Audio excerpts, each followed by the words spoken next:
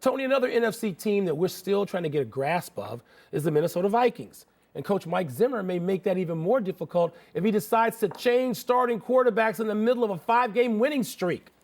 Zimmer is allegedly toying with the idea of benching Case Keenum to bring back Teddy Bridgewater, who last played 22 months ago. Zimmer says he's undecided about his trigger man going into Sunday's unexpectedly hot matchup with the Rams and Jared Goff. But, Tony, how dumb would it be to take the ball from Case Keenum, given what the Vikings have done with him? So I don't even understand this a little bit.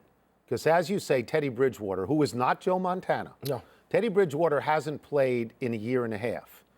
Case Almost Keenum is 6-2 this year. Let me repeat that.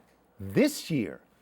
I got stats here. He's got 11 touchdown passes and 5 interceptions. His rating is 14th in the league, top half. So he appears to be a game manager. How about Why last would week? you get rid of him? Last week he threw for 4 touchdowns and more than 300 yards on the road against a Redskins team that could still be in the playoffs. So why, if you're Mike Zimmer, and I think we should point this out, Mike Zimmer was a defensive coordinator. He may know nothing at all about offense. Absolutely nothing. Why would you put your quarterback in the position of having to deal with this now? You're not going to.